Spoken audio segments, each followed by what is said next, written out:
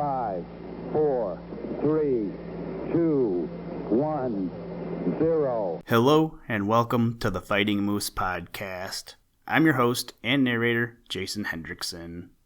This is a podcast where I retell stories, some fictional and some historical, that can be enjoyed by people of all ages.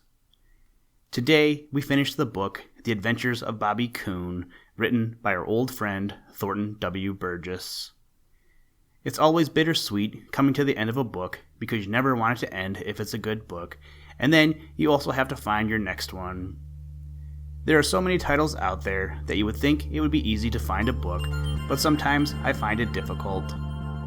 Hopefully you find your book search to be an easy one, and I hope that you have found some great books to read now and in the future. Now, let's turn to today's story. I hope you enjoy. Let's begin. Liftoff. We have a liftoff.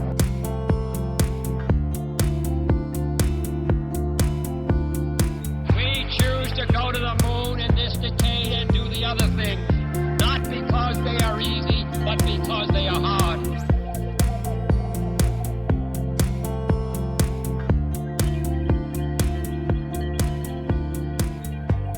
Chapter 13. Bobby Makes Another Mistake. When Bobby Coon left Unc' Billy Possum's hollow tree, he went fishing. You know he is very fond of fishing.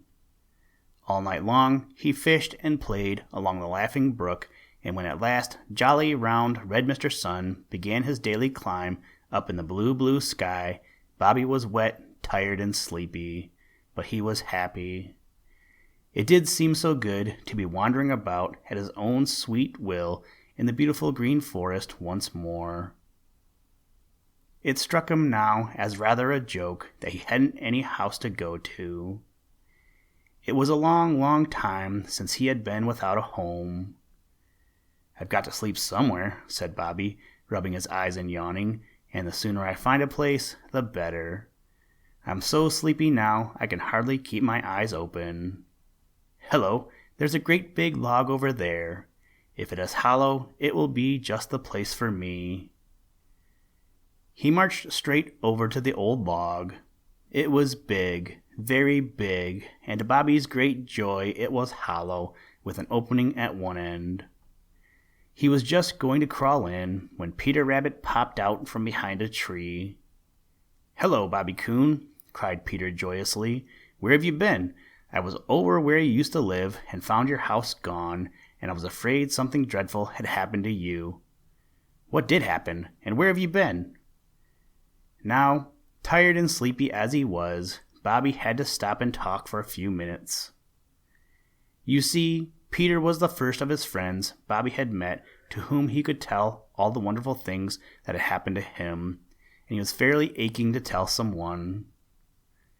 So he sat down and told Peter how his hollow tree had been cut down, and how his leg had been broken, and how Farmer Brown's boy had taken him home and fixed that leg so that old Mother Nature could make it as well and sound as ever, and how Farmer Brown's boy had brought him back to the Green Forest and set him free, and how he had been fishing all night and now was looking for a place to get a wink or two of sleep.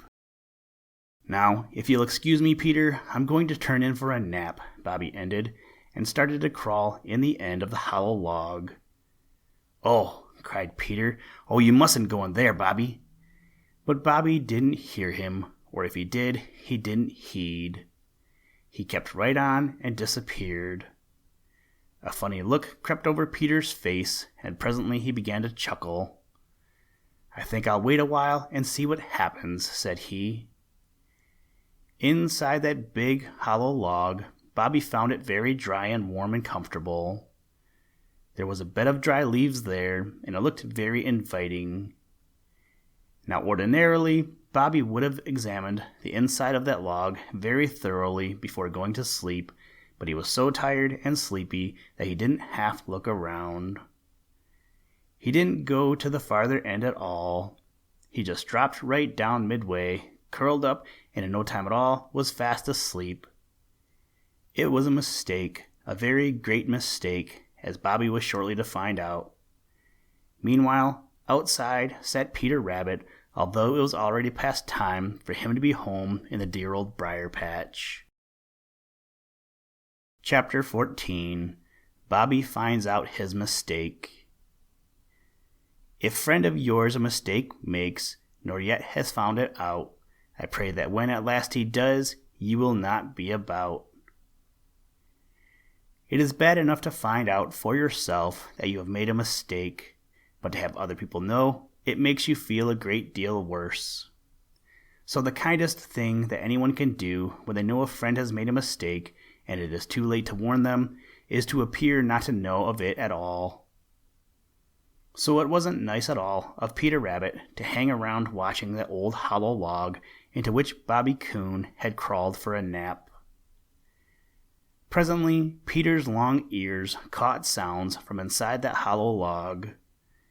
First there was a rattling and rustling, then came a series of grunts and squeaks. These were followed by growls and snarls. The latter were from Bobby Coon. He was insisting that he was going to stay right where he was and wouldn't move an inch for anyone. Peter clapped one hand over his mouth to keep from laughing aloud when he heard that, and he fastened his eyes, very big and round with expectation, on the opening in the end of the hollow log. You see, Peter knew all about that log and who lived there. That is what he had tried to tell Bobby Coon. He could hear Bobby declaring, "I won't move a step, not a single step. You can stay right where you are until I finish my nap. If you come any nearer, I'll—" Peter didn't hear the rest, if indeed Bobby finished what he had started to say. You see, Bobby was interrupted by a great rattling and rustling and a grunt that sounded both angry and very businesslike. Once more, Bobby growled and snarled and declared he wouldn't move a step, but Peter noticed that Bobby's voice seemed to come from nearer the open end of the log than before. Again, there was a grunt and a rattling and rustling. Then out of the end of the old log backed Bobby Coon, still growling and snarling and declaring he wouldn't move a step. It was too funny for Peter to hold in any longer. He had to laugh. He couldn't help it. Then the black nose and dull little eyes of Prickly Porky the Porcupine appeared. In each of those little dull eyes there was just a wee spark of anger which made them less dull than usual. It was plain that Prickly Porky was provoked. As soon as he was outside, he made the 1,000 little spears which he carries hidden in his coat stand on end, and made a quick little rush towards Bobby Coon. Bobby turned tail and ran. The sight of those sharp-pointed little spears was too much for him. He was afraid of them. Everybody is afraid of them, even big Buster Bear. It was those little spears brushing against the inside of the old log that had made the rattling and rustling Peter had heard. The impudence of that coon to walk into my house and go to sleep without so much as asking if he might, and then telling me that I can't come out until he says so. The impudence of him, grunted Prickly Porky, rattling his 1,000 little spears. As for Bobby Coon, he realized now the great mistake he had made in not first finding out whether anyone was at home in that old log before trying to take a nap there. It mortified him to think he had been so careless as to make such a mistake, and it mortified him still more to know that Peter Rabbit had seen all that had happened. Chapter 15. Once more, Bobby tries to sleep. Did you ever have the Sandman fill your eyes all full of sand, and then have to keep them open when there was no bed at hand? If you have had that happen, then you know exactly how Bobby Coon felt when he was obliged to crawl out of Prickly Porky's bed and go hunt for another. He was so very, very sleepy that he felt almost as if he could go to sleep standing right on his feet. This was because he had been up all night and awake most of the day before. Now he wished that instead of spending the night in fishing and playing about the Laughing Brook, he had hunted for a house. To be sleepy and not able to sleep makes Bobby cross, just as it does most folks. So, as he hurried away from the neighborhood of Prickly Porky and his 1,000 little spears, he was in a bad temper. Of course, he knew it was his own fault that he was in such a fix, and this didn't make him feel a bit better. In fact, it made him feel worse. It usually is that way. So he grumbled to himself as he went along. He didn't know where he was going. He was too cross and sleepy and upset to do any thinking. So he went along, aimlessly looking for a place where he might sleep undisturbed. At last he came to a tall stump, a great big old stump that had stood in the green forest for years and years. Bobby climbed to the top of it. It was hollow, just as he had hoped. Indeed, it was just a shell. Looking down, Bobby saw with a great deal of satisfaction that the bottom was covered with a great mass of rotted wood. It would make a very comfortable bed. Moreover, it was plain that no one else was using it. Bobby sighed with satisfaction. It was just the place for a good long nap. He would sleep there all day in perfect comfort. It wouldn't do for a home because the top was open to the sky, and on a rainy day, the inside of that stump would soon be a very wet place indeed. But for a nice long nap on a pleasant day, it would be hard to beat. Bobby sighed again, looked all about to make sure that no one was watching him, and then climbed down inside. "I guess," muttered Bobby as he curled up on the bed of rotted wood, which is sometimes called punk, "that at last I shall be allowed to sleep in peace. I never was more sleepy in all my life." He yawned 2 or 3 times, changed his position for greater comfort, closed his eyes, and in a twinkling was asleep. Now, though he thought no one saw him go into that old stump, someone did. That someone was Peter Rabbit. Peter had followed Bobby just out of curiosity. He had hidden behind trees so as to keep out of Bobby's sight. So he had seen Bobby climb the stump and disappear inside. "I guess," said Peter, "that this time he will sleep in peace. No one is likely to find him there unless it should be that Sammy Jay or Blacky the Crow happens to fly over and so discover him. They wouldn't give him a bit of peace if they should. Hello, there's Blacky's voice now, and he seems to be coming this way. I think I will hang around a while longer." Chapter 16. Blacky the Crow discovers Bobby. Blacky the Crow is sharp of eye. He dearly loves to peek and pry. I must confess, alas, alack, Blacky the Crow's an imp in black. It is true, I am sorry to say, that Blacky the Crow never is happier than when he is teasing someone and making them uncomfortable. He is an imp of mischief, is Blacky. Whatever business he has on hand, he goes about it with one eye open for a chance to have fun at the expense of someone else. And there is little that those sharp eyes of his miss. He sees all that there is to see. Yes, sir, you may trust Blacky for that. It was just the hard luck of Bobby Coon that no sooner was he asleep in that hollow stump in the Green Forest than along came Blacky the Crow, flying above the treetops on his way to his nest, but as usual watching sharply for what might be going on below. It just happened that he flew right over that stump so that he could look right down inside. He saw Bobby Coon curled up there asleep. Yes, indeed, you may be sure he saw Bobby. Blacky checked himself in his flight and hovered for an instant right above that stump.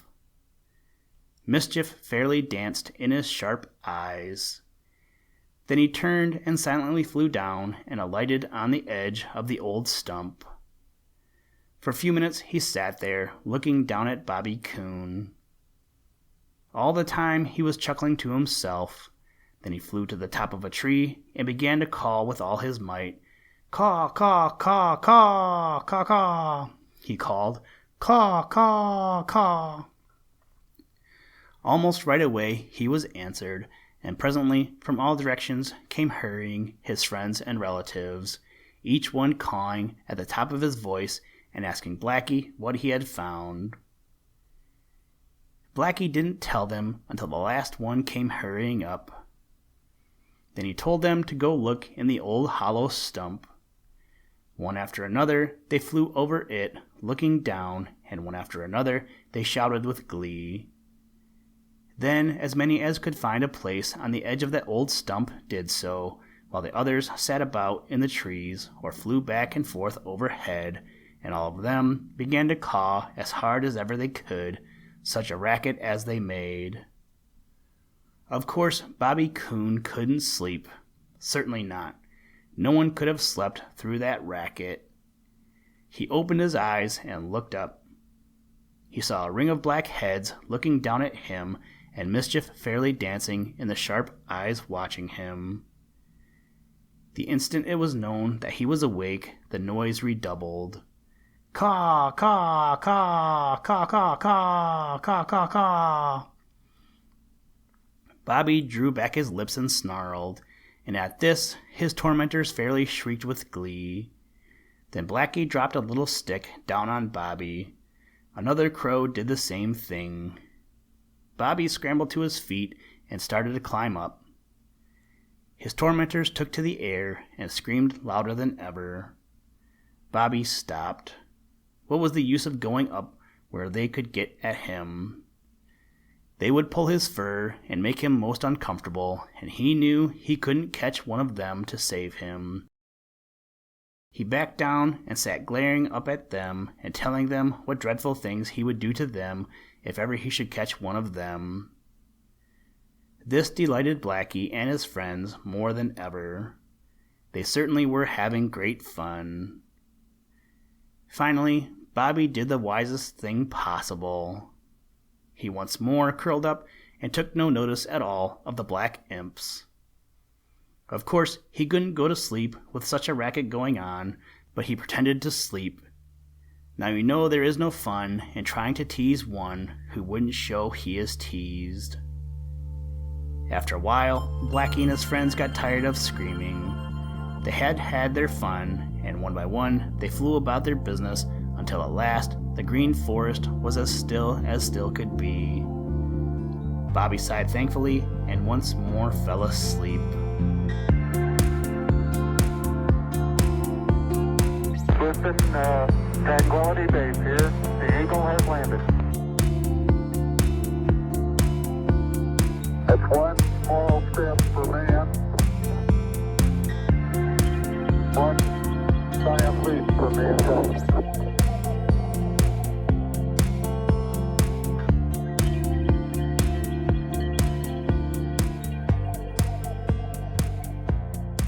Thank you for listening to this episode of the Fighting Moose Podcast. Please join us next time as we read another exciting story.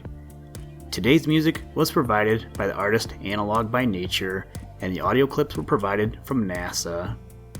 For more information to download and or listen to audio or materials from all our recordings, or to contact us, please visit www.thefightingmoose.com, or you can follow the links in the show notes. If you enjoy the podcast, please leave us a review wherever you get your podcast or on iTunes, and tell a friend. Thank you for your patronage, and as always, try and do a random act of kindness every day. Mission complete, Houston. After serving the world for over 30 years, the space shuttle earned its place in history.